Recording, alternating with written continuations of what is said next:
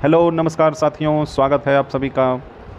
कल 24 अगस्त 2024 को केंद्र सरकार ने एक पेंशन स्कीम लागू किया है जिसका कि नाम है यूपीएस। उसका फुल फॉर्म हुआ यूनिफाइड पेंशन स्कीम। इस पेंशन स्कीम में क्या क्या है तो उसको पॉइंट वाइज डिस्कस करते हैं। 5 मुख्य पॉइंट को रखे हैं। जो पहला पॉइंट है कि पेंशन इसमें होगा क्या। तो जो केंद्र सरकार में जो जॉब कर रहा है, पहले तो उसके लिए है।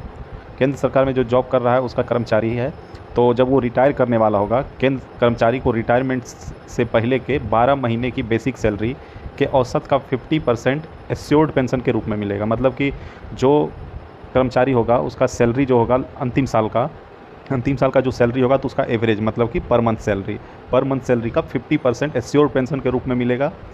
अगर किसी ने अगर 25 साल काम किया है तो उसे यह पेंशन मिलेगी, ठीक है, 50%।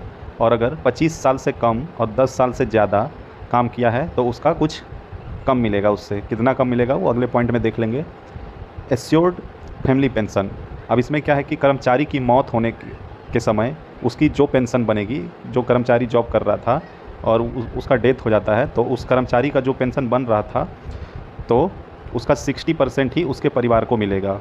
अगर किसी को 10,000 रुपये पेंशन मिल रहा था मान लीजिए, तो उसका 60% यानी कि 6,000 ही उसके परिवार को मिलेगा। अगला पॉइंट में है एश्योर्ड मिनिमम पेंशन। अब जो एम्प्लॉय है 10 साल से कम सर्विस होने पर एश्योर्ड मिनिमम पेंशन 10,000 रुपये महीना होगा, ठीक है। 10 साल से कम सर्विस होने पे मिनिमम पेंशन 10,000 रुपये महीना होगी। महंगाई के साथ यह आज की तारीख में करीब 15,000 होगी। मतलब कि उसमें महंगाई भत्ता मतलब कि डियरनेस अलाउंस, तो वो जुड़ जाने के बाद अभी के तारीख में अगर देखते हैं तो वो 15,000 होगा।